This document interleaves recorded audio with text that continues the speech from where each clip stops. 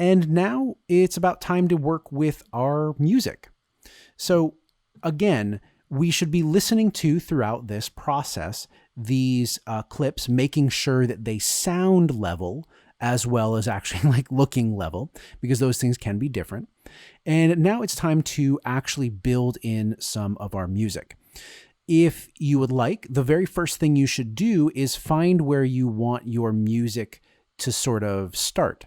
You can do this one of two ways. You can find sort of where you want the drop to be. So in many songs, there's a drop that occurs often towards the front.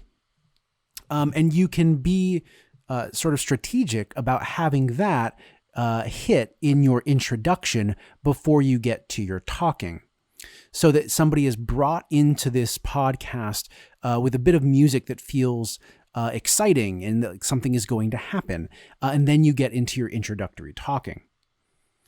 You can also work backwards from any point if you know you want a drop to happen, after your introduction, before your body, or if you just want to start at the very beginning, that is all fine. But you need to decide sort of where you want the music to hit.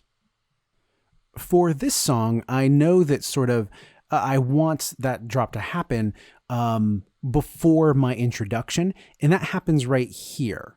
Listen to your audio track and find where it is. You can often sort of see it as well in the waveform, but that happens right here. So what I am going to do is I am going to move this track down so that that drop happens sort of right before my introductory speaking. I'm going to grab my time shift tool, and I'm just going to go ahead and slide it down until it looks about in the right spot.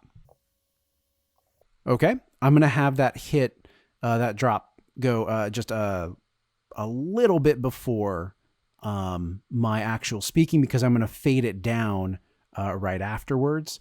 So now that I have that sort of lined up with where I want it to be, the next thing that I'm going to do is cut and move around this song.